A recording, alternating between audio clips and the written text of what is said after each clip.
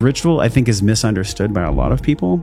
I think it's a practice. For me, it grounds me and it connects me to who I am, what my intentions are for the day, what I want to bring for the world. And I think it's the intention we put in it that makes it a ritual. It gives us a sense of something deeper. Otherwise, what is all this about? You bring up Silicon Valley, which I think is so ironic because most of the people in Silicon Valley live in Mill Valley. And Mill Valley has banned 5G, and 2, sent all their kids to Waldorf, which has no access to televisions or phones or media or internet. Isn't that ironic? You be careful what you say, especially about money. Money is an energetic thing that I respect and value, and I don't talk shit about money anymore at all. I am grateful for money because money is freedom. I think that's what most of us are interested in. Like, how do you create a life of freedom with business as a vehicle? Wow, well, I would say if you can. Today is a beautiful day. Shiva Rose, welcome to the studio. Thank you. This has been a long time coming. I know. This is our third round. Third time is the charm. Yes, I'm very happy to be here. Me too. And, I got to meet you from our friends Luke and Allison, and it was such a great dinner. And it was like one of those dinners where and I Dr. wished... John. And Dr. John. I wished we had recorded the dinner. Oh, and my so gosh. I don't know when that was, maybe months ago, but, I've been following you, and I've been reading some of your book, Whole Beauty, and y'all need to check this book out right here if you're watching on YouTube. What an incredible story that you've been through. We're going to dive into that and really how this concept of beauty relates to men and to women. So I thought as a good jumping off point, in my own life, I've always had vanity. And I've always had earlier in life weight issues where I was 280 pounds. And I think most people can relate to having some type of a vanity issue or a self-love issue. With that as a lens, how would you even begin to define now at your age, being a mom of 2, everything that you stand for? How do you see beauty now compared to the beauty that you might have defined in your teens or your 20s? Let's just start there. Well, that's fascinating because I always say I feel better in my body now than I ever did in my 20s and 30s, but I also was suffering from autoimmune issues. So a lot of the book is also about health and how I really think that you exude a glowing, luminous beauty when you feel good and when your body's working and when you're detoxing in the right way, when you're eating the right foods, drinking the right water, thinking the right thoughts, having these practices. So I really, and I think now we're finally realizing that, and especially in our little community. Yeah. So, and in Ayurveda, my book is based on Ayurveda, which is 5,000 years old of these rituals and traditions, which are all about beauty from the inside out. I love that because everybody can relate to having something that they want to hide. And I think about true beauty, it's something that really wants to be seen. When I look at a rose, and I'm curious, maybe you can share with us right after this question, the rose aspect of you. I never want to rush a rose. And if I pick a rose, it dies. Or if I shade the rose and try to protect it, the sun can't get in. So what is it about the rose that's in your name and the etymology that aligns with that? Yes. Well, Rose, my grandmother was named Rose Marie, and she was the one who sort of, brought me into the whole world of flowers. She knew every wildflower when we'd go hiking in the mountains. And roses are the highest vibrational plant on the earth. They exude the highest frequency of any other plant. Yes, the rose. Wow. And the rose, now, if you go deep into the rose, it signifies Mother Mary, Mary Magdalene. All cultures pretty much revere the rose. It's called the queen of all flowers. And it's a heart opening.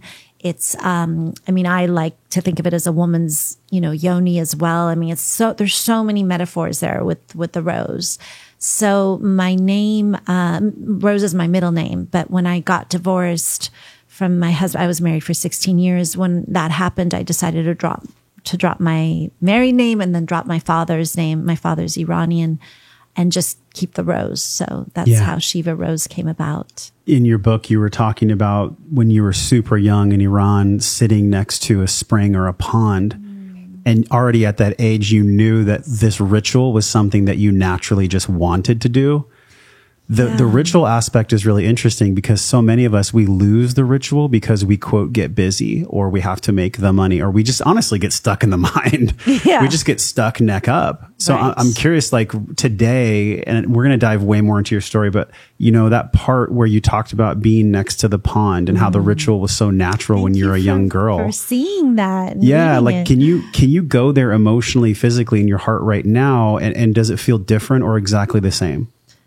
It's interesting. Well, I'm kind of going deep into water priestess rituals right now in my personal life. That sounds very spiritual.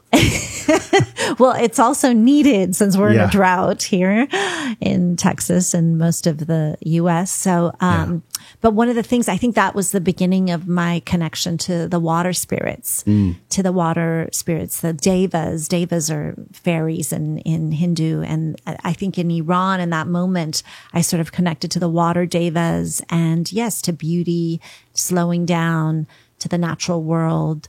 And that really did imprint on me, you know, and starting to create beauty products, being an alchemist, all of that. The childhood stuff that we sort of, suppress and close the door on. I feel like that's the key to our authenticity, right? Yeah, I think about the book, The Alchemist, that just rocked my world. I'm sure you've read the book or heard the book maybe multiple times. Yeah. But it was interesting, and I'm not going to ruin it for people that haven't read that book. There's a part where the young character has to just fully let go. And in your life, especially in 1979, like you had to let go of everything. You had to escape Iran. Oh, yeah. You had to come over to the United States. Like, what was that like for you? Yes, and this is such a parallel because you know what's happening right now today. As we're sitting here, women are rising up after almost 44 years of suppression. It's about time. And it's right around the time. I mean, it's insane that this is happening right now. And by the way, it takes so much courage because they're being shot. I mean, so far, I think the death count is over 79 and I'm sure more because women are cutting off their hair, taking off their veils, marching in the streets, you know, and there's morality police and, you know, all these horrific things happening. So yes. It just seems like something from the Gilded Age. It doesn't even seem real. Like, right. like we could allow times. it as a collective to happen right now. It's fucking insane, It's insane. That things are still occurring and from I the want to medieval know where times. the Me Too, where like the women in the Western world, I don't see enough activity in that, you know, and I feel like we should all be rising together. Yeah.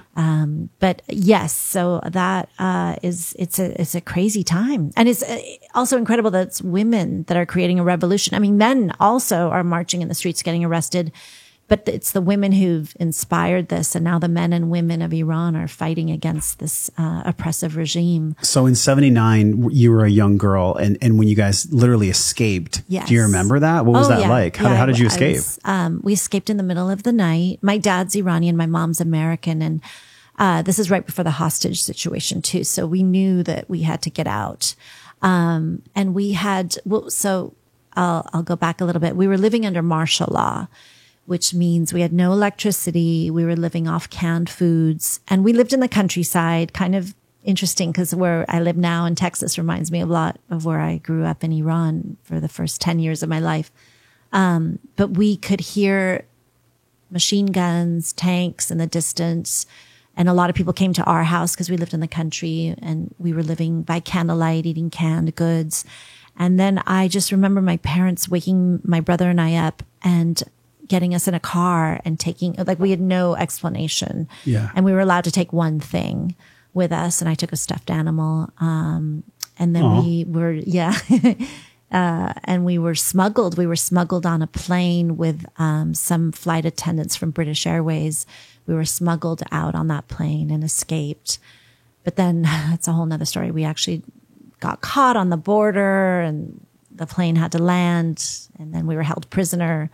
It's a crazy, crazy story. Oh, so that trauma, like you let go of literally, how old were you at the time? 10. So you were like 10, which is, you know, the brain is very moldable at that time, especially 0 through 7. But even as a 10-year-old, like we are a rose when we're 10. We're very gentle. So anything that gets imprinted like trauma, we can spend the rest of our lives either looking at that and becoming free of that, or ignoring it, and then it runs at the subconscious, you know, young until you make the unconscious conscious, it'll run your life and you'll call it fate.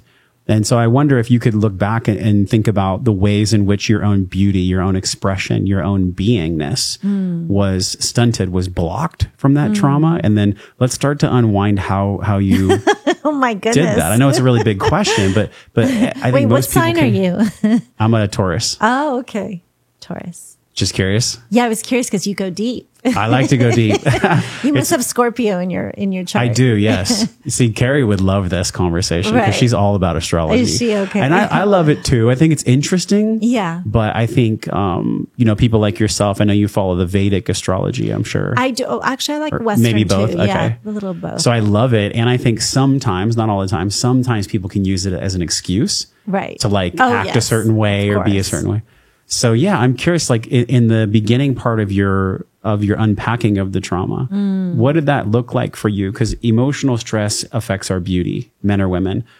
Physiological stress affects our beauty, and environmental stress. Everything is basically either letting us express and be free, which is beauty, or not. So was there a turning point where you were like, okay, I really identify that I do have this trauma and I'm going to take an honest look at it. Well, it's interesting. I don't think you know, and especially the language of when I was growing up, we didn't even know we had trauma, right? Yeah. I mean, I'm older. So like the 80s, we didn't I was born in 1980. Okay. Yeah, well, I get it. Well, I don't think we really talked about that stuff. No. We didn't really know. It was more like just put some dirt on it and get back out there. But I mean, my grandma, Rose, she definitely knew there was, because I would have night terrors. I walk in my sleep. I chewed my fingernail. I remember her taking me shopping for clothes. We were refugees. I mean, we left everything behind, everything. And I remember her taking me shopping and I wouldn't be able to make a choice. I couldn't. So I was frozen in that, now I can see it was, flight or flight. Or freeze. So you're in the freeze one. And there's also fawn too, which is interesting. If you look at Stephen Porges' work and the polyvagal theory, there's a lot of research coming out about fawning. Where if you're in trauma, you'll try to just make amends and make peace with the person as quickly as possible so that you feel safe. That's my tendency is to fawn. I was going to say I'm sure I've gone there too. Yeah. So yes, I think the trauma was there, but it wasn't until I was pregnant with my first daughter at 25 and I was not feeling well after I gave birth to her. And I went to see a doctor because I had something on my back. I thought it was a bruise. And he sent me to a rheumatologist, and a rheumatologist told me I had a year to live because I had scleroderma, lupus, and rheumatoid arthritis. And I think that was the beginning of me coming to terms with the fact that maybe I had trauma. Your own mortality as well. Yeah. Was the mortality the ultimate reminder? Was that what opened up the chasm for you to look at what had occurred? Well, I think first of all, when he told me I had a year to live, I told him to F off. And that was, my That's a natural response. Yeah. Well, because that propelled me into holistic healing. Yeah. And look, it was like years before I finally was able to look at that and go, oh, yes, this is trauma that I've internalized into my body.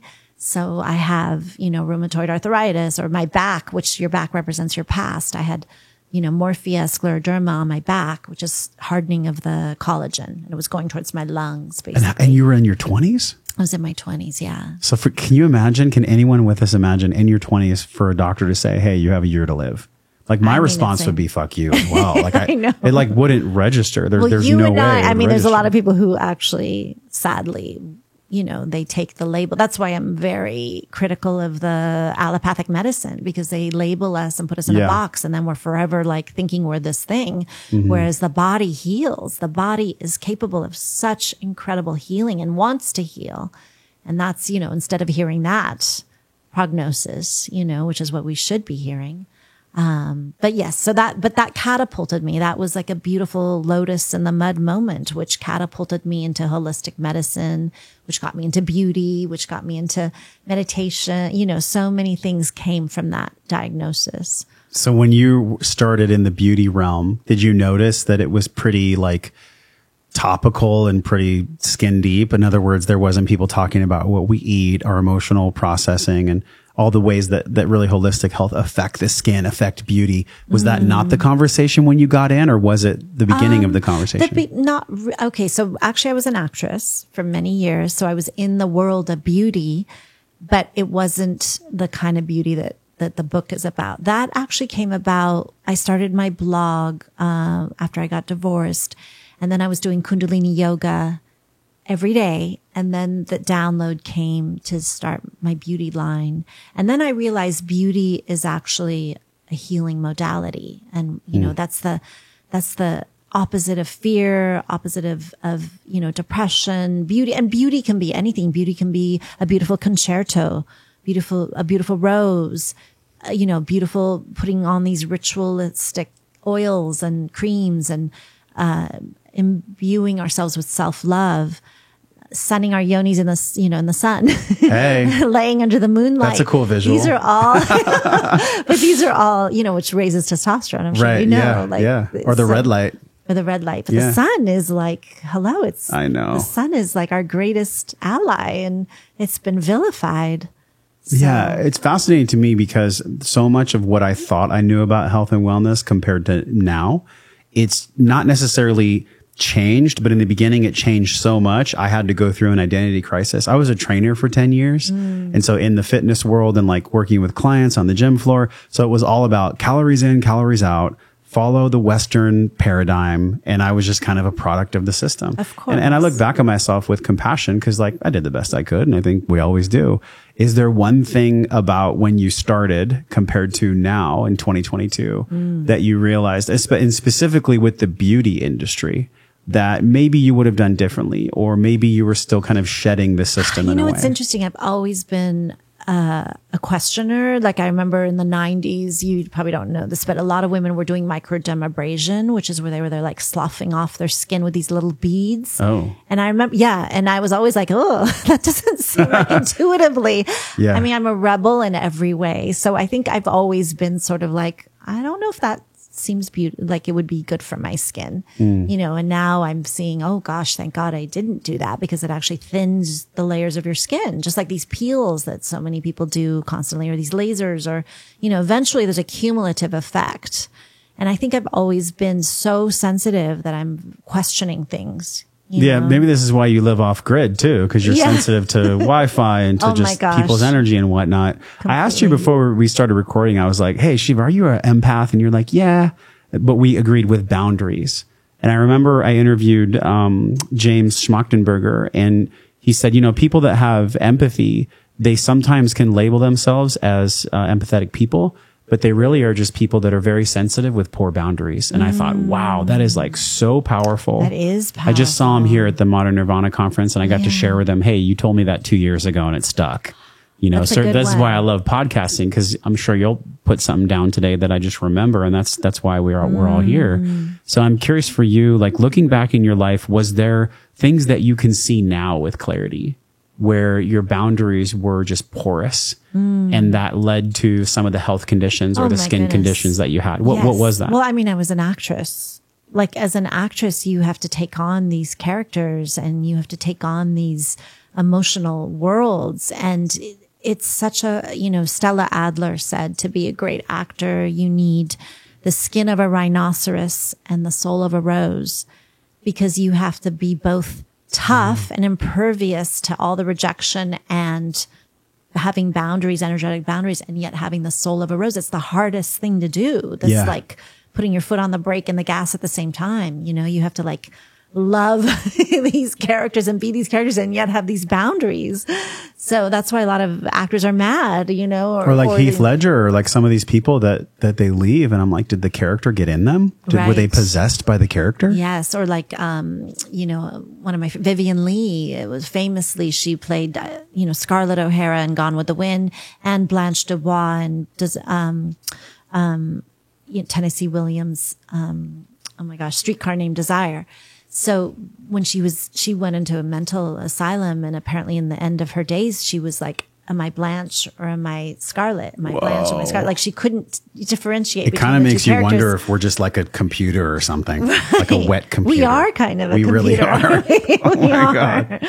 But that's why I think I left acting, because of that, being an empath and feeling like too much. And also, yes, I mean, I was as a kid, I used to see trees chopped down and I would cry. I would be inconsolable. I would be crying like for days. My parents would be like, oh my God, what are we, what are we going to do with her? But yes, I think now I was just very empathetic to the natural world and just so sensitive in these areas. So now I'm very more discerning. Yes. I remember when I had my psychic break in Costa Rica and I came back home, it took me 2 years to heal it. And I went to my mentor and my friend, Paul Chek, and he basically took me through a process where he started removing energetic cords from me that were attached to other people. And we don't have time to go into depth. It's on another podcast that we'll link in the show notes. I need to listen to but what was really powerful is he said, you have a lifetime of cords that are attached to all the people and experiences that are sucking your energy still. And so there's something very potent and very powerful about the world we can't see. Right. And when he did that, I mean, I broke down into tears. I was exhausted that day. It really set me on a path of healing and, to be real, closer to God, a path closer to God. Yes. So was there a moment in your life where you had maybe something similar like that, maybe a tough medicine journey? I think you mentioned you don't do psychedelics, or you haven't, but medicine journeys don't always have to be only through psychedelics. Right. Sometimes a medicine journey can be like you going through an ordeal. Well, I do like mushrooms and oh, well, that's definitely a psychedelic. Yeah, but I've never done Aya. Okay, yeah. And I've had dreams. She's come to me 3 times beckoning, but because I was so heavy in my Kundalini practice, and my teacher who passed away, Guru Jagat, always told me not to do Aya.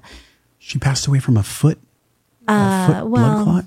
I think I don't know. It might be. We're finding out more. Okay, got it. Might have been something like that that might have led to it, but we're not sure. But yes, so it's interesting. Yeah, I was, so part of me really wants to do Aya, and I think if I ever do, I'll go down to the jungles and maybe find a shaman who I really trust. But that seems sort of, but I've had I feel like I know a little bit of what it can be like. I don't know, through my dream world. And but yes, what were we saying? Oh, have I had dark nights of the soul, you mean? A dark night of the soul, maybe multiple times. Oh my gosh, yes. Is there one that's profound for you now that you think of? Well, the most recent, I would say, is about 3 or 4 years ago, I got hit by a drunk driver in LA. And it catapulted me into some physical pain that I've had 2 children, and this physical pain was far more excruciating than that.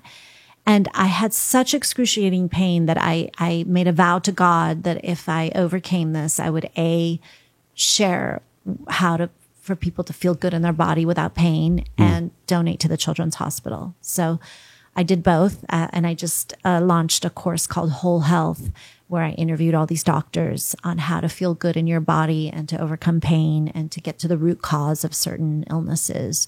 But yes, I think those dark nights of the soul, that was probably the most recent, but I've had a few. That's a dark one. Yeah. That's a dark one. I've never, knock on wood. And this, by the way, this is from the jungle, this table. It's beautiful. This is a Perota single slab from Costa Rica. It's incredible. I don't know how I got it, but I got it. And so I think it's really cool that we're sitting here on this type of a table. It's got some breath to it. Oh yeah. No, and so when you said you when it's time for you to have that kind of a medicine journey, you'll go down to the jungle. But I think a lot of times God brings us ceremony right here in the 3D, right here in real life. Very good. Yes. And there's been like unique turning points for me that honestly even allows me to sit here with you and like be in this space and share with other people and be honest. Has there ever been a time for you in your life where you were trying to hide something, and then when you let it go, when you let it free and you shared it, your life completely transformed? Well, I think maybe being vocal about certain things for children. How so? Well, my daughter was injured by vaccines at 2, so I've been pretty vocal about that. And I think that freed up I had thyroid issues, but once I started speaking about that, my thyroid healed. And I lost, it's like blasphemy to talk about that. And I've lost friends, but then I've also, I think, gained a lot of people's, just wanting more information. And what happened to her? she had the DTaP. She just became a different person. After this was a 2, she got on the spectrum. My ex took her to get a shot, took her to the wellness visit, and they gave her a shot because we were going to Mexico and whooping cough was going around. And she basically lost her coordination, her eyes changed. She needed glasses. She got on the spectrum of autism. She had ADHD. I mean, there was just so many. It was just like a domino effect of things that began to happen. So it took me many years to detox her and remedy her. But it's been my greatest teacher too. Yeah. The patience that I don't know what that's like. And, with our son, we are very adamant about his safety and not having things that are experimental in any way put into his body or ours. Yeah. And I really, it's a conversation I haven't had on the podcast in quite some time, but I think about the ways in which our beauty is blocked, which is kind of a theme I feel like we're going back to over and over again. Like, how is our beauty, our natural expression blocked on a regular basis? And I think it is the fact that we don't speak up for what our heart wants to say, or what our soul is guiding our heart to say. What do you make of that? Why do you think we experience that? Well, thyroid problems are rising, I think, because of that. I think people are we're being forced by whatever these forces are to become these like automated, working slaves where we're not having these expressions of, I don't want to do this. I don't want to be in this matrix. I don't want to work a 9 to 5. I don't want to get a bunch of shots. I don't want to, be a part of the system, like to be forced to do things. I mean, we're free beings. And I think that this is why this is such an exciting time, because this is like, we're on the precipice where people are finally going, wait a second, enough is enough. I don't want to do this anymore. So I think it's like a collective thing that's happening. So, that's happened to me a few times, I think, in my life. I was married for 16 years and my soul, even though I loved my husband, I think somewhere in me, I needed to break free. I'd met him when I was 21. I'd never done it. I had to break free. That was another moment where, I had to like go through this long, hard journey to find myself. Yeah. You had said in your book that people could, quote, see your dark eye circles from a mile away or something like that. And it was because of maybe the things you weren't saying or the issues that your body was experiencing, but you didn't have the wisdom as to how to listen to it yet. Right. Can you share that? Well, yeah, I think it was a lot like the trauma that I had as a child. And, we, as humans, I think some of us are lazy. We won't really do the work until we're I would say a lot of us are lazy. I mean, myself too. No judgment. But I always say like to alter, we need to, we have to get to the altar of God, right? We need to like find God to alter. What do you mean by that? The altar of God? Well, I think what brings us to our knees is what is the very thing that will get us to find God and to change ourselves, to alter ourselves. We won't change unless we're pushed. And for me, it was, getting a divorce after 16 years, having horrible health issues, trying to raise 2 kids, and I dismantled that life. I left Hollywood. I went up to the mountains of Santa Monica. I started growing my own food. I got bees. I got chickens. I got rid of a television. I was like, started to get into touch with nature and the earth. And that was like a dismantling of my life. Gosh, how many years ago? That was like 14 years ago, 15 years ago. So, but thank God, because that led to a blog and then the book and then my beauty line and then meeting my partner and ending up in Texas. And I mean, who knew? I would never have known that 15 years ago, ever. Me neither. If you would have told me I would live in Austin 3 to 4 years ago, I'd be like, you're fucking crazy. Where were you before? I was in San Diego, born and raised, California. That was my home. I actually just got back from there 2 days ago. And California, I mean, San Diego is actually beautiful. San Diego is the climate is so gorgeous that it's so alluring. Yes. Which, it's really sad what's going on in California, because I think it's just a mirror of what's going on in most affluent areas, especially, with Silicon Valley being in California, the narrative that is being pushed, Yes. which, by the way, all of this circles back to beauty. The narrative that's being pushed, again, blocks our beauty, because I think beauty, at least in my definition, is the way that something wants to organically express itself. And it's bloom. like a flower, Yes, or like a to rose. bloom, yeah. So I think about what's happening in Silicon Valley, and I know that you have been outspoken, at least at meetings and definitely at the dinner table. But like, I just want to give permission for you and for all of us right now to actually speak about the things that are blocking our beauty. Oh my goodness. Well, the thing you bring up Silicon Valley, which I think is so ironic because most of the people in Silicon Valley live in Mill Valley, and most of the people, and Mill Valley has banned 5G, and 2, sent all their kids to Waldorf, which has no access to televisions or phones or media or internet. Isn't that ironic? I mean, so like we look at the people that, are creating these things and how are they living, so it is interesting to see. And I have no problem, speaking that out because it's something I realized years ago, and I think, it's a crazy time right now. And I think being in Texas, I feel safer, to be honest. Yes, me too. I feel safer because I know that, like, I train with firearms, not because I want to be like flexing my muscles and be like, look at my guns. I train with firearms because I believe it's a really great skill to have. Like, I want to be a utilitarian. Like, I want to be useful to people. So, we're looking at getting and this is something that we can definitely go into with you because I know you have an off-grid land, right? You have would you call it a compound? What do you call it? Yes. Is it a ranch? It's a ranch, orchard, farm, off-grid, yes. What's situation. the name of it? What did you name Dyer Rosa. Dyer Rosa. What Dyer is my partner, Dan Dyer, who's a Texan, like serious Texan, Yes. and he wasn't going to move to California. So I moved here. And we did this right before the pandemic too, which I feel like God led me here. I would never, it's crazy. We bought our land and we started cultivate this dream, and then COVID hit, and then all my, I moved here, and then all my friends started to move here. Me too, yeah. I'm like, they were like, how did you know? I'm like, I did not know. God led me here for sure. I want to go back. You said that we have to get to know the altar. Can you expand that a little bit? Because I think it might be very religious, that word altar for people.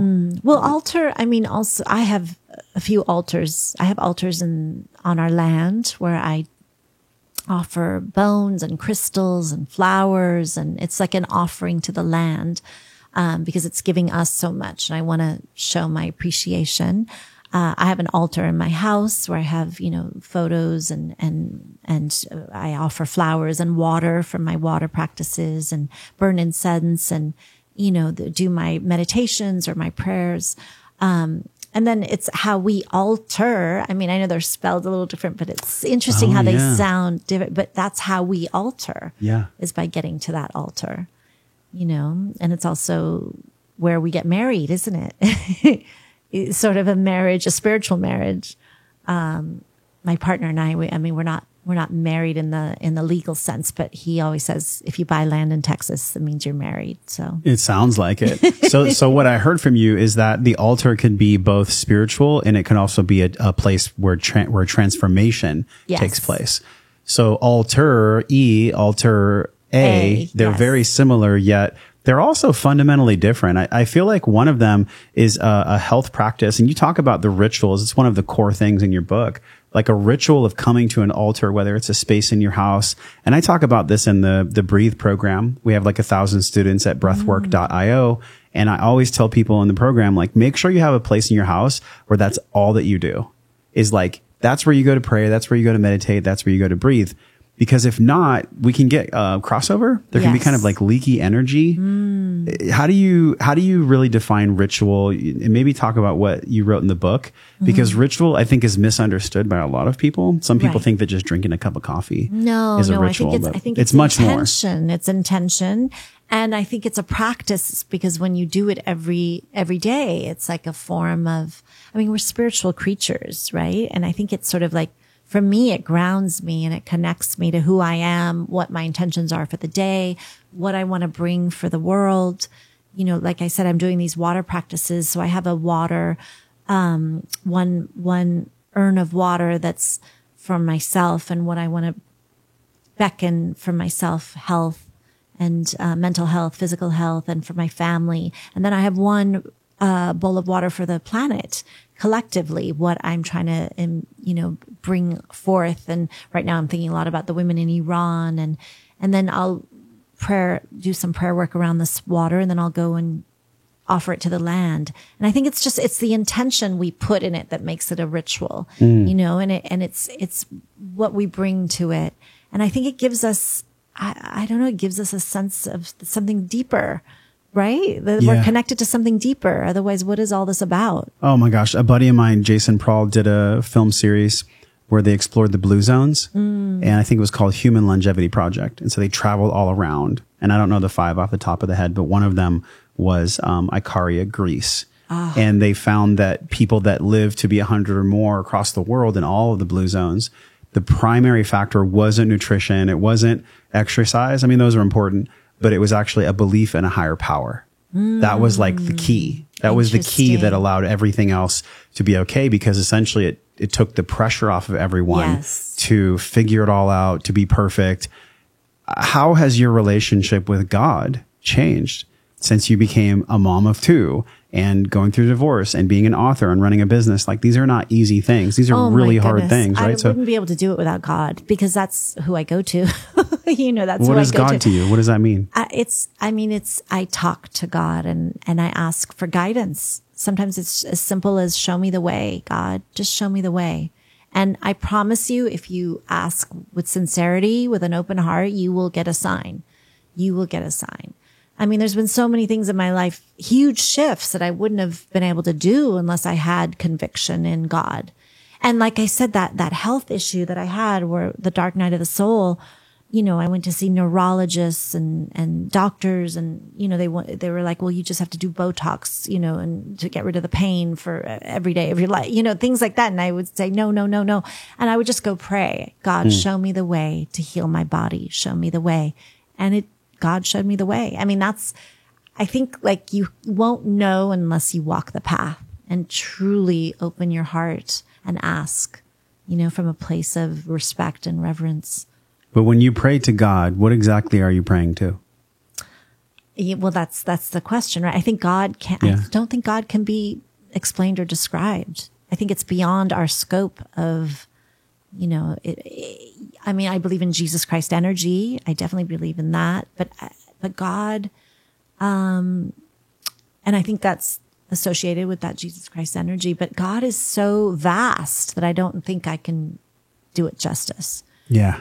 That's a great answer, actually. I've asked people that before, and they just start going like head answers, and you're just like, well, we don't have words to truly express it. No. Because we don't. We have to become, to quote a mentor of mine, we have to become a heretic. We have to become someone that knows God through experience, through the richness of experience. Like, I don't know if we can ever really know ourselves unless we know God, honestly, because we come from a creation source. Whether or not you believe that there is a God, I'm not here to convince anyone, right? I'm just sharing, you're just sharing. Right. So y'all believe whatever you want to believe. But and I mean, I feel for people who don't believe in God. Yeah. I feel like it's a lonelier.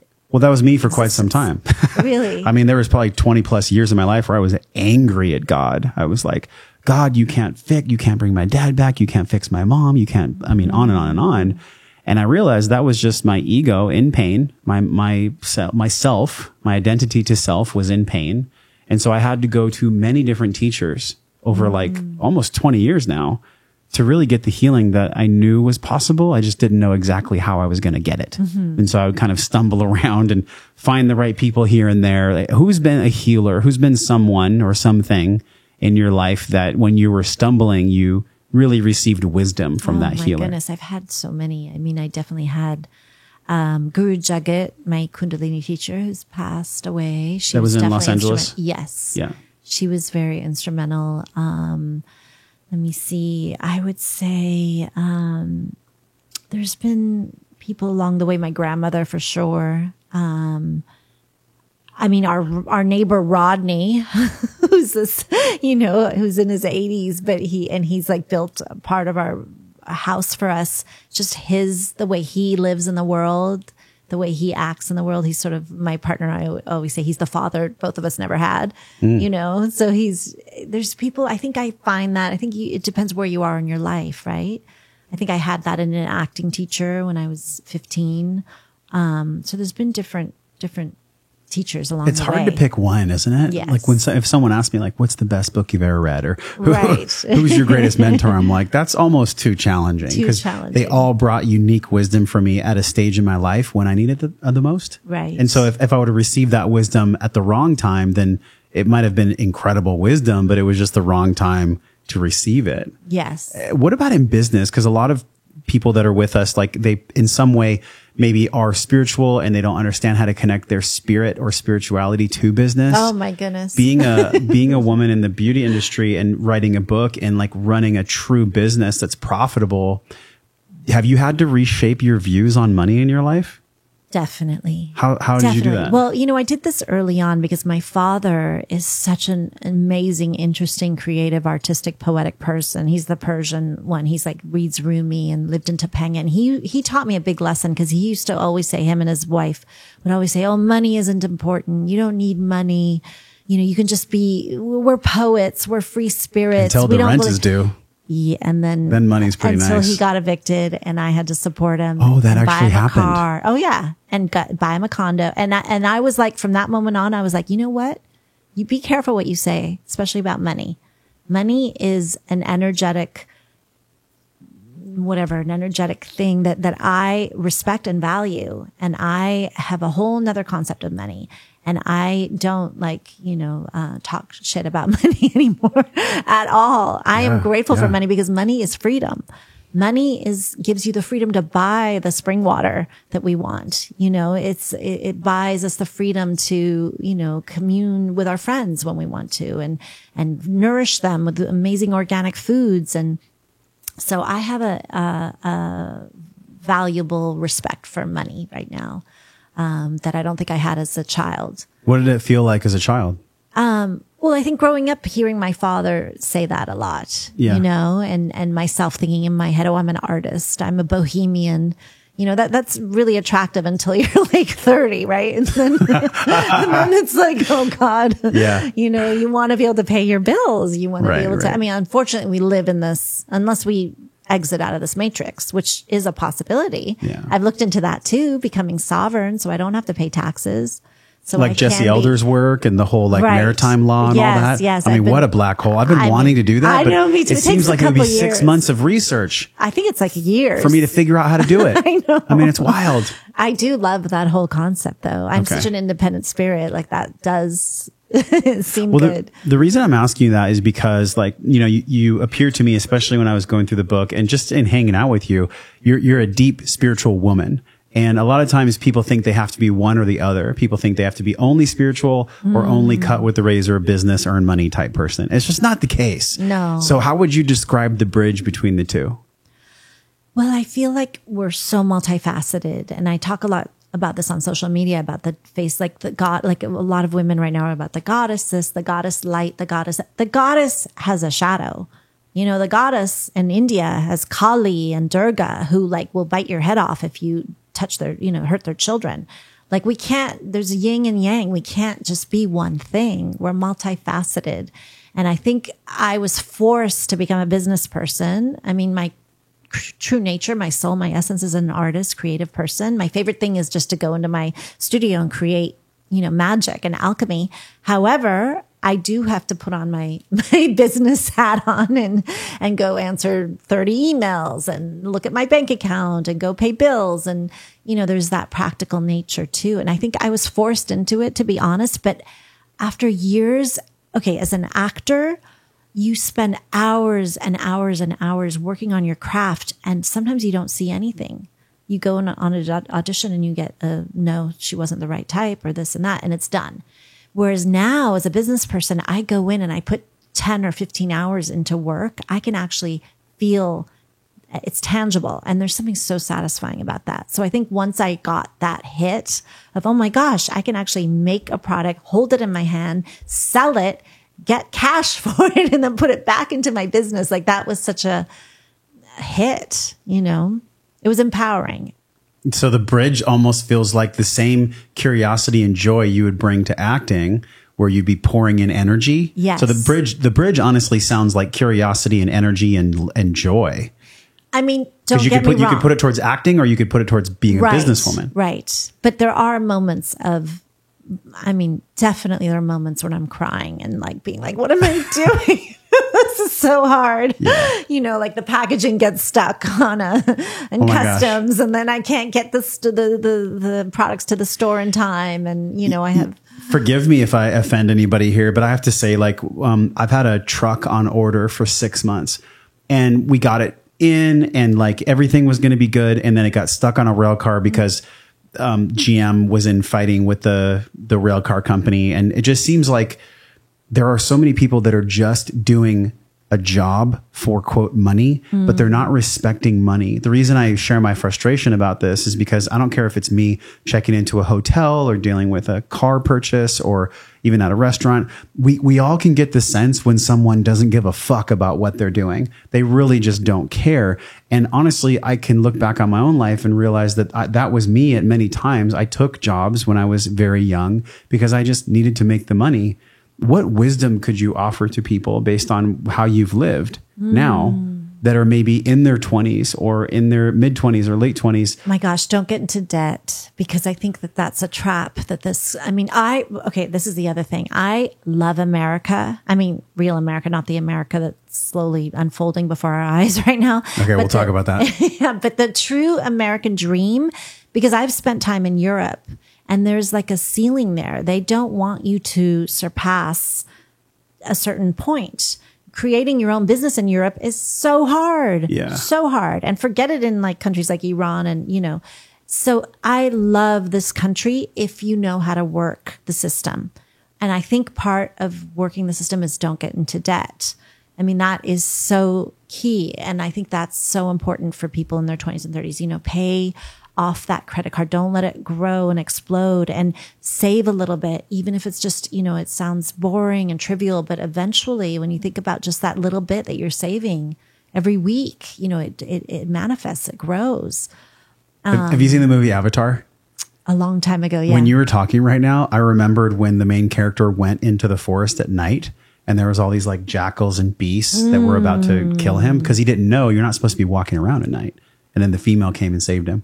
But that's what the credit industry is. That's what the whole financial system is. The entire societal construct for all of us is about how much of your life force energy can I pull without you actually knowing it. It's like a parasite. Exactly. A parasite sucks enough blood from you so that you still survive, but it makes you slowly sick. That is exactly what credit and the bureaus, the credit bureaus, interest. Even the CFPB, rate, yes. the Protection Bureau, they're in bed with the bureaus they're themselves. all in bed with each other. It is other. the most vile, heinous system. But I think immigrants have figured out, like you know, when we built our house where we're at, we had lovely Mexican crew that helped us, and they have no email, you know, no texting, everything's done by but I see that they know how to they've figured out the system, you know, without debt.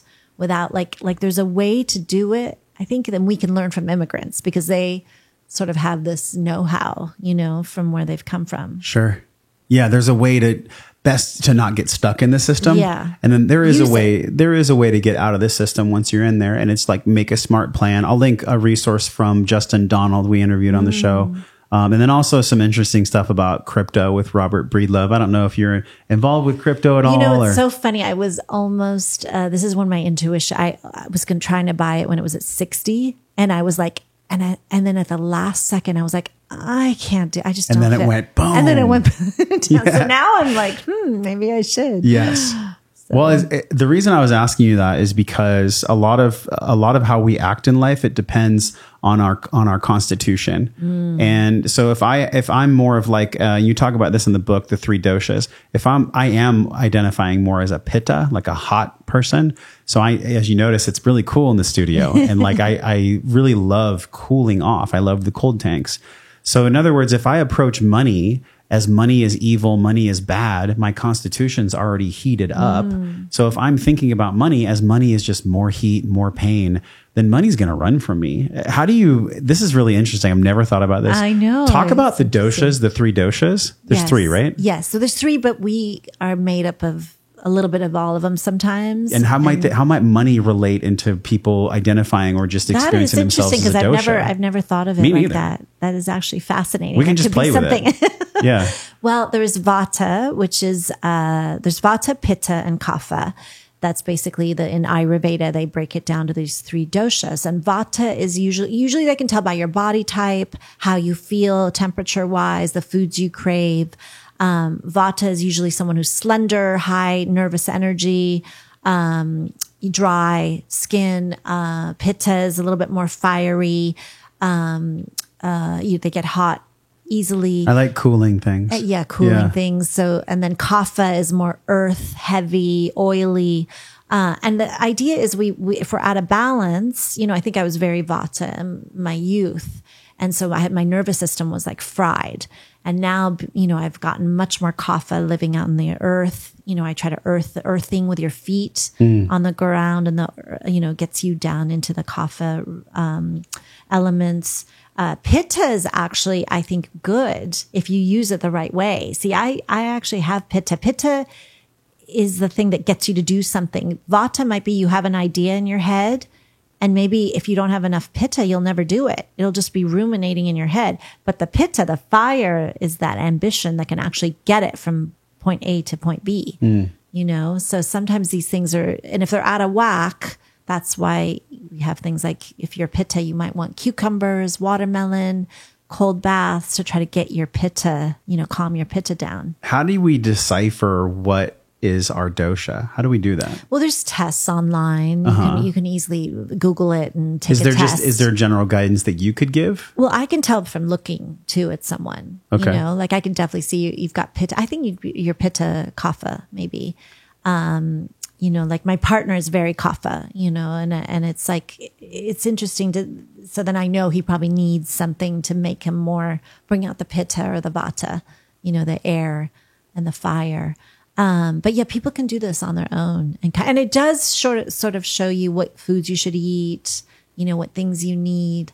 For women, I always say ghee is very good, especially for beauty. That's what a lot of women in India do. Yeah. And women to have the tendency to be very vata and dry. So the ghee will make your skin and your hair and everything a little bit more luxurious. And I think, correct me if I'm wrong, ghee does not have the same lactose as butter. It's a different source, right? Is there still lactose in ghee? I'm not sure. I don't think so, but I think it's the way it's clarified better. We have a huge jar. I mean, like probably bigger than this. That's on our counter in the kitchen. Yeah. And we give it to Nova. And so I'm all about it. And I'm curious, when we think about nutrition, like nutrition is really what makes the skin either bright or dark, as far as like skin spots and acne and all this 100%. stuff. 100%. Is there specific foods for each dosha, or can we literally apply like a handful or two of key foods that heal and support all doshas? Well, there's trifecta dosha foods, which, like you said, are good for all 3. Definitely. I think. And is that info in the book? Some of that info? There is some of that in the book, definitely. Okay. And that's why the things like, khichdi, which is this lentil dish made with lentils and ghee and vegetables. This is a trifecta dosha. Like it's great for all doshas. So there's definitely things that you can have that's great for, cucumber with yogurt is a great one too. There's definitely, that's what it's ingrained in their culture, right? Yeah. I was thinking about, okay, if I feel like I'm Pitta, Kapha, what was the other one? Pitta, Kapha, Vata. So whether I'm identifying in one way, how would I make money a part of that? How would money interrelate with me? That's because Kapha can be can get lazy. So the Kapha element is like, that's the one problem. That's the negative part of being Kapha. There's a positive and negative to each one. Yeah. So yes, if you're too Kapha, like you get a little lazy, you don't have the motivation, I would say you need to do some breath work and get that Pitta breath to activate the Agni. Agni is sort of the digestive fires in us in Ayurveda. So I would do a Pitta fire breath of fire to activate that Kapha. So you get more ambitious, you get more, and direct it. Go, okay, I'm going to do this 3 minutes of this breath work to activate my bill taking process right now, like actually set an intention. But I remembered what I was going to tell you about foods for brightening skin. So I had terrible melasma after my first daughter in my 20s. What is melasma? Melasma is a lot of women who have had children, they get dark spots on their skin. It's around their mouth, around their face. It's like dark patches. So glutathione is excellent. Liver cleanses are excellent. Coffee enemas are excellent. These They're are all addictive, vitamins. though. Coffee enemas are so good. I'm like, wow, I want to feel like that every day without putting coffee in my butt. Right. How do I feel that good every day without the tube in my butt? Impressive that you do that. I mean, I haven't done it in a while because they're so good that I'm like, I could see that being addictive. But it's great that you've done it. How often do you coffee enema? Well, it depends. I found coffee enemas when I was going through that pain because it's actually a pain reliever. And they used to do it in World War II, apparently, when they ran out of morphine in Germany. And that's how they discovered coffee enemas. That's fascinating. Yes. I've never heard that before. Yes, they started doing it for the soldiers to get because it gets rid of pain, and that's how I stumbled onto it because I had such excruciating pain after that car accident. I was like, I'll do anything. And believe me, I never wanted to do an enema, and I was like, I will do anything. Good enough for soldiers in a war is definitely good enough for you. Yes. Oh my gosh. And then I noticed that it cleared my skin of melasma, and I was like, oh my God, there's so many brilliant things to this. And that, of course, led me to parasite cleanses. I think everyone should do parasite cleanses. I mean, I'm obsessed with parasite cleanses now. Do you think that most people have parasites? Oh, yeah. 100%. Yeah. I mean, how could we not? You know, we're just and like you were talking earlier about the parasitic energies. I think once you clear yourself, once you start drinking this clear water, once you do coffee enemas, once you do parasite cleanses, you see, we may not have to do plant medicine. We can see the entities and the darkness around certain people, you know, like certain people will come towards me and I'll be like, oh my God, I have so many parasites. I can just see them. You know, I can see them in the swirling around their bodies. Like I feel like I see it now. Is that because you yourself have been purified in a way where your natural, I guess, for lack of a better term, your 6-foot radius, you know, your microbes, your gut can feel them?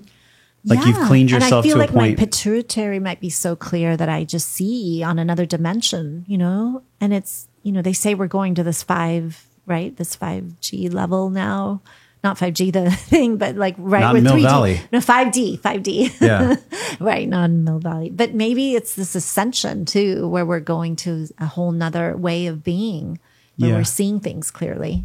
I've always felt, I love this. I've always felt that our body is a conduit, right? So we're very osmotic. So we take in food and water and then we release it.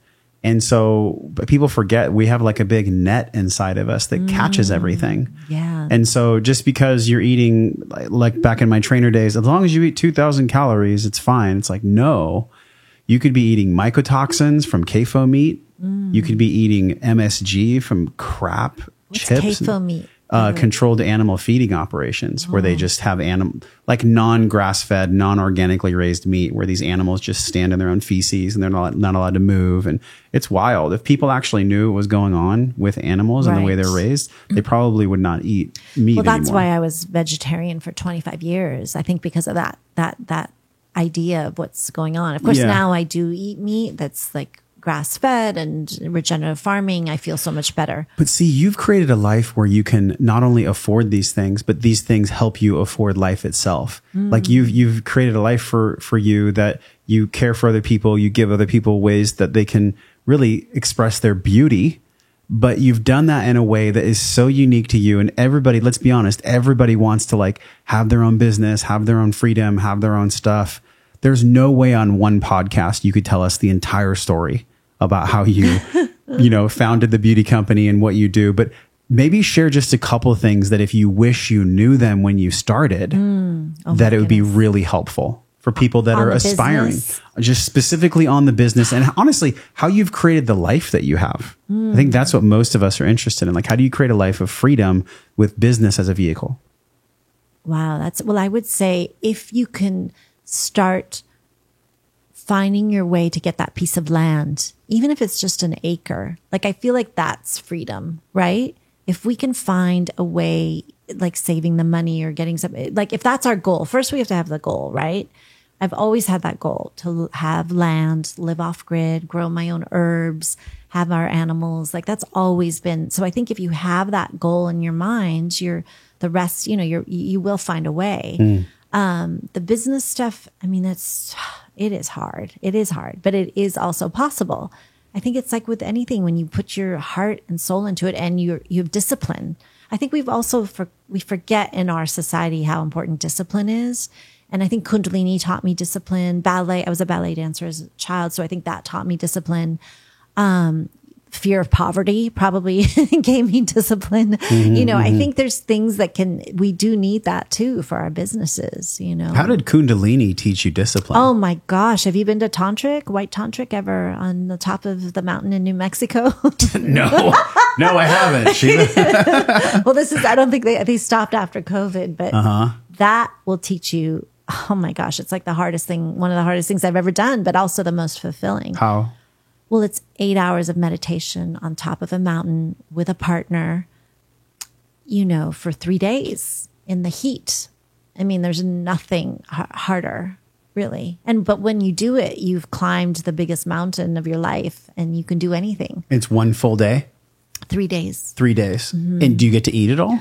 Yeah, they do give you breaks. Okay. And you get so high and delirious, and they give you watermelon with salt, which becomes like the best thing you've ever had in your life. I can imagine. I mean, that sounds good right now. I mean, I know, right? Yeah. Because you're sweating and you're hot and you're thirsty, and then you're meditating, and then you have this watermelon with salt. I mean, there's nothing better because you're so deprived. You're in such a state of deprivation. Then you have this watermelon with salt. Yeah. I mean, I guess I can see why they say it can be mind control, because there's been times when I'm like, okay, that's it. I'm going to be a Sikh. I'm just going to because you get so high from that. Wow. From the breath and you're gazing at another person for 8 hours. Oh, you're not just meditating, you're doing eye gazing for the whole time? Oh yeah. There's exercises where you're doing, it's incredible. So do you start to see that God is in the other person and in you? Yes. Oh yes. So is there a complete illusion that's wiped away? Like, do you disassociate? Your ego.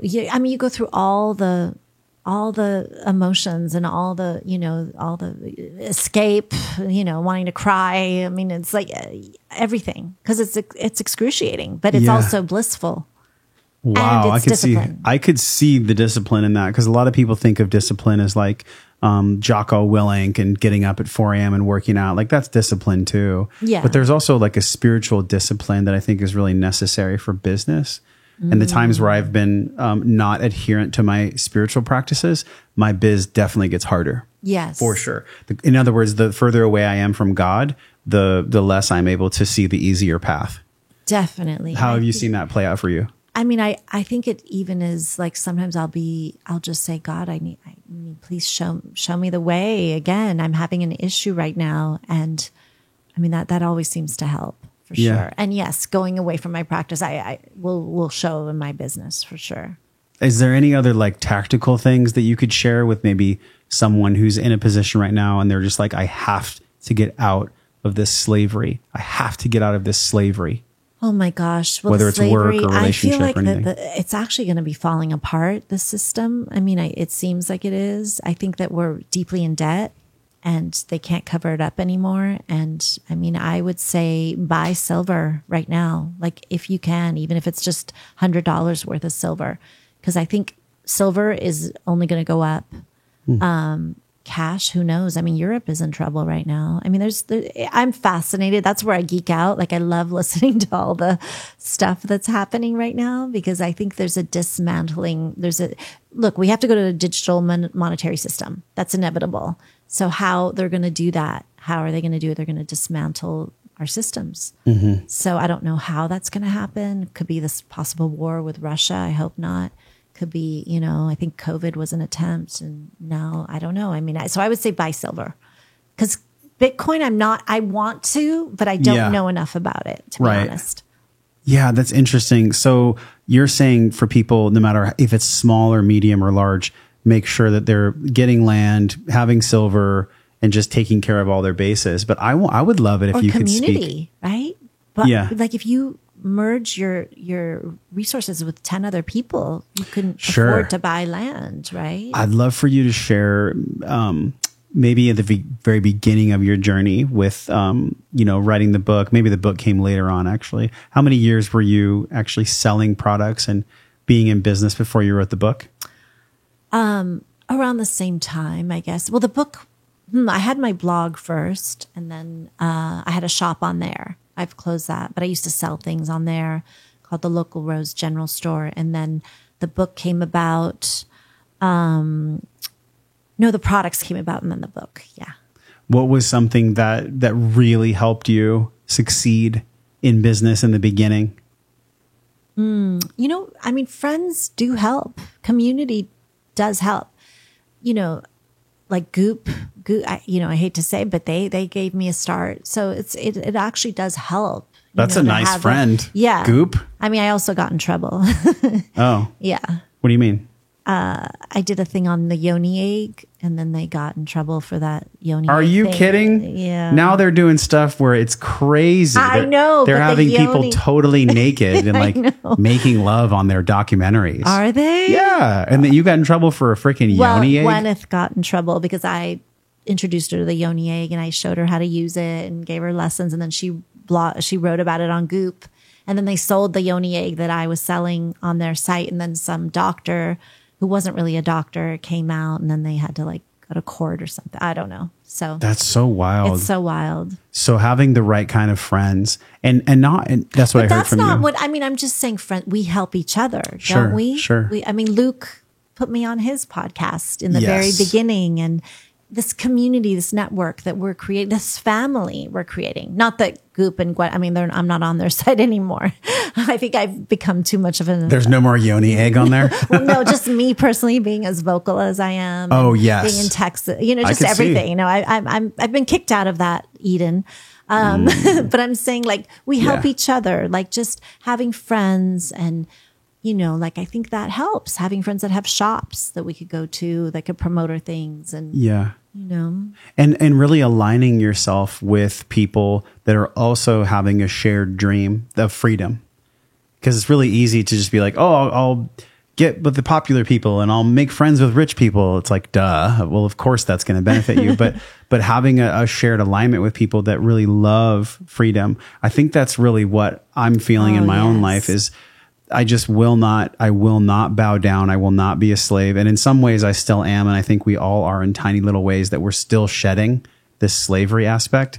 But when you look at the role of freedom and especially our way to express beauty, how do you see freedom now versus, maybe 5 years ago? What does that look like for you now to be free now in 2022? Well, I think it's getting harder, and I think it's more valuable. And I hold on to freedom. I will die for freedom, especially being half Iranian, seeing what's happening in Iran. That's what can happen here, by the way. Yeah. It can easily happen here. During COVID, the mask situation, and you could see how we can easily go down to a tyranny. We can have that sort of system implode on us. It's crazy how night and day things, and maybe I know that it's in my DNA. I saw a country in Iran go, and that revolution was, by the way, pushed by foreign entities. US had a part in that. Britain had a part in it. Russia had a part in it. So, I know very well how things can just turn overnight. And I think that's also my partner sometimes thinks that I'm too much of a, he's like a natural prepper because he's Texan and loves to be independent. Yeah. I probably come from trauma, having lived in a place where we had to eat canned foods under candlelight, and being in the polar vortex, by the way, we got a generator after that. We got I think self-sufficiency to me, the freedom, that's the most, what is that? That's the most, not even the biggest richness, right? Yeah. The biggest commodity. And it doesn't always, yes, money plays a part in that, but it doesn't have to be solely just a money conversation. Mm-mm. It's big though. If you don't have the money to buy a generator, you ain't buying a generator. No, but it's also friendships. What do you do if the system falls apart? Sure. You better know your farmers. Absolutely. You better be able to trade something. Maybe you know how to weld. Maybe you know how to, give breathwork class. I mean, we have to be able to barter, have that in the back of our heads too. Yeah. What can we barter for food? That's so good. We have to be able to still be analog in a freaking digital world. I remember I interviewed a woman she was a dating coach, and she said that men are scared to be analog. And I was like, what do you mean? She said, what does that mean? Analog is when you actually like a watch that you wind up. Right. It's an analog watch. They're scared of that. It's an old school way to relate to women, where women really want a man to approach. Women want a man to like not be swiping on Tinder and texting her DMs that they've copy pasted from their notes. Like our natural desire in life is to find our partner, to create our kingdom, to do our thing. But I think because of the narrative that I'm personally seeing, I'm very aware of it. If I pull back 30,000 feet, what I see is the infiltration of the Chinese Communist Party pushing a lot of money into Hollywood specifically. And then Hollywood is shaping the narrative at little boys aren't girls, little girls are boys, vice versa. Let's push this gender dysphoria conversation. Right. Let's also push the fact that the family is a bad thing, that feminism is a gift to the world. And I think that when feminism started, it was really pure and it was needed. But the pendulum has swung so far to the other side that this fifth wave feminism is actually crushing families. It's guilting women that they should be boss babe, boss bitch. You don't need a man. Man's no point than a man being in your life. And then men are having their own toxicity too, where it's like, oh, and I've heard this before. Girls are just bitches and hoes. It's so terrible. I even, like, when I say it, I get nauseous because it's not how I usually talk, but I see it and I hear it. And I see it with the media, specifically like Cardi B and all of these different media sources. We have like Little Nas who's humping the devil. Like it's just crazy town right now. Crazy. And people are going like this and kind of hoping it goes away. It ain't going to go away. It's not going to go away. What do we do with all of this? How do we lead our lives where we're not fighting against that stuff? Yeah. But we're actually moving towards a more loving solution. I think by creating what you're creating, right? Like a loving family based on love and respect and honor, that honor, what happened to honor? Like that was such a beautiful concept. No doubt. And I always have called myself a feminine feminist. Like I want a man to open a door for me. Like I do. I like that. I like that there's, my guy can protect me. Like there's nothing sexier. Yeah. Like that's like what we want. Especially when he does it and he doesn't want anything back from you. Like he's literally just being the masculine. His nature. He's opening the door for you. It's his just nature. Right. Just cause. I mean, he can be so extremely masculine, and I'm always very careful. Like I'm like, I don't want to ever dampen that. You know what I mean? Like let that blossom, because I think in the world you can be like canceled for anything like that, which is crazy. Everything we've talked about, we're both canceled. We're both fucking canceled right now. We cancel each other. But I think deeply people don't want this bullshit, no, they thing don't. that they're being fed. They don't. And the plastic surgery and the concept of beauty that's being warped.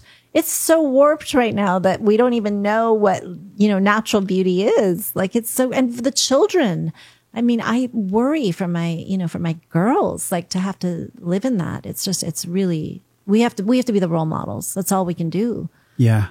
I always, even before we recorded, I said, it's cool to like paint the problem, but also unroll the solution. And I feel like the solution to all of this stuff, whether it's girls feeling like they're not pretty enough, the dysphoria that's created by the narrative from the CCP in Hollywood, or any of the financial stress that's created by the debt industry. Really, it's a massive industry, the debt industry. All of this is really just a snatch of people's attention. It grabs people's psyche and it makes them think that something is real when it's actually not real. The reality is that we're all free. We all have freedom. We just haven't embodied it yet. It just hasn't actually integrated and sunken into ourselves. But I worry though about like the single mom that can't take her kid to daycare in LA unless they have 50,000 shots. Absolutely. And seems like it's time for her to move from LA. Yeah. Are they free and paying $7 a gallon for gas and then getting more in debt? Like I feel so blessed that we can create our worlds, our lives now, but there's people who are so deep in, and that's who I really fear for and worry about. It's funny when you said analog, because I remember I had a smart meter on my house in LA, and I called up the water department and I was like, I want an analog. And they were like, what? I was like, I want an analog meter. And that's a metaphor, right? Like the man, you know, the analog man versus the man who's like the smart man who's going to be getting off all this Wi-Fi signal that's hurting us. That's an interesting metaphor. Well, I think the road ahead is positive. I do, but I think we're going to have to experience a lot of crunchiness, a lot of darkness first. This awakening, I mean, a lot of light workers and people say that we're in the birth canal right now. It feels like it. Yeah, it does. This retrograde that just happened. Oh my God. I know. And I think it's going to be another year. And then eventually I hope there's this new world that people talk about, this new earth, this new world, this beautiful place where, you know, the Aquarian age, I hope. I remember I've read Charles Eisenstein saying something like the beautiful world that we all know is possible or something like that. And ever since I was a little kid, I always wondered, like, why do you adults treat each other this way? And what is all this like capitalism all about? I'm actually pro-capitalism. I'm pro-conscious capitalism. Me too, I think it's amazing. I love paying my contractors, and I love what they do for us. And I love the video we put out. And I love it all because without that, they couldn't do it. Right. So why would I have any hatred? But also them? Without that, you can't give to people less, more in need. Yes, exactly. Right? Like exactly. you can't have philanthropy unless you've got a surplus. Yeah. I mean, like that's the thing people don't understand. I'd love to hear, as we round out here, I'd love to hear your viewpoint on this. What I've been exploring for myself and what I've been teaching for a long time is this pentagon of wellness. We did a massive rebrand this year and we put a pentagon, a water sign, an upside down triangle, and a circle for wholeness. And in the pentagon is mental, physical, emotional, spiritual, financial wellness. And really like those aspects, we have to constantly nourish those aspects. Otherwise, one starts to steal from the other. In your own life, how do you balance all of these things? I know it's a really big question, but how do you balance those 5 sides of the pentagon for yourself? I was just thinking about that the other day. I was thinking about like how I think my business, to be honest, I think my business may have been doing better when I was single. I do think that like there is sometimes maybe, can it be equally distributed? I don't know. That's a very good question. Yeah. I think that's something that we're probably always striving for. But I think maybe we come into different cycles in our lives too, where one period of time, maybe the pentagon, there's one branch that might have a little bit more of a shining light. Yeah. But maybe the key is to have the center, right? The center be the most illuminated so it can reach out to all the 5 different branches. And I think that comes from the heart. That comes from, nourishing ourselves, nourishing our families, our nuclear families, nourishing our earth, nourishing as much as we can, and doing these things, connecting with God. I mean, I think that is key. And then hopefully all these different branches can be lit up with those, right? Yeah, I love that. And I also think it's kind of like a boomerang where let's say you notice that your mental wellness is suffering. And as you pour into that, the reciprocity of you pouring into that and being honest about that, it kind of starts feeding into the others as well. In other words, like the more honest I am with where I know I am, the easier it is for all those parts to be supported. Right. No, it's a beautiful concept. I like that. Yeah. And the pentagon is isn't Texas, is that a pentagon? The flag or the star, the Texas star. It might be. It's funny. I have it on my arm. Isn't that wild? And I got that when I was in Hawaii. I realized that recently that's the pentagon. Wow. I literally did not even think about that until right now. 1, 2, 3, 4, 5. You're right. But this is why I love podcasting. Holy shit. Holy shit. In this, I never thought I'd be in freaking Texas. Okay. Texas, I never thought 100 years I would be here, but I'm here. We're it here almost for a makes reason. you think. It almost makes you think that a lot of this stuff has been preordained. But I also do believe in free will. I definitely believe in free will for sure. But the Pentagon, it's also the witch, reclaiming the witch. I feel like a lot of women are reclaiming the witch wound and witch, are being able to be herbalists and speak our truth and not get burned at the stake. But a lot of us are in Texas. I don't know. And the Texas is I don't know. It's all just coming full I just circle. wish it would cool down. It's so freaking hot here. I'm like, get out, All right. We've had a great conversation. We've explored a lot of territory. Yes, we have. What is something that you feel like we haven't explored? You know, we've talked about the book. This is Whole Beauty, and it's honestly a rad coffee table book. It's got some thickness to it, and there's a lot of wisdom in here. There's recipes, there's beautiful photos, and there's just like breathing, breath of fire. There's a lot of rituals and practices and recipes and tools in here that are really useful for people. So thank you so much for writing this book. Thank you for doing what you're doing and bringing us together. You're welcome. Is there anything that you feel like we didn't explore, like a territory? Oh my gosh, no, I think we got it all right. All right, we got everything. Okay, y'all, tell them where to go so that they can get the book, get the products. And this is for men and women, your skincare line. Definitely. Obviously, maybe more women resonate with the brand, yes. but I'm working on a men's oil. I do want to do it. I will be your guinea pig for that. Definitely. But give them a place to go to learn about you and get involved. Well, ShivaRose.com is the skincare. The local Rose I haven't been very active on, but you can find my course, Whole Health, on there. And the Moon course, I have a course on the moon too, Cycles of the Moon. And Instagram is Local Rose. Okay. Well, that'll all be right below the video you're watching, or tap wherever you're listening on your podcast, and all the links are right there. Shiva, thank you so much for coming on this podcast. As we say goodbye, leave people with the wisdom of the defining moment for you that you really realized what wellness was. Or in other words, how would you define wellness? What does it mean for you to live your life well? I think wellness is it's like a well, right? It's basically a well of love and a well of knowledge and a well of clarity that we have within ourselves. And once we start excavating this well, it can just be like a fountain of wellness shooting up forever, eternally, I hope. Fill the well. Fill the well. Oh my gosh. Okay. Until we see you again, Shiva and I are both wishing you love and wellness. We'll talk to you soon. Hey, thanks for watching the podcast. I appreciate you being here.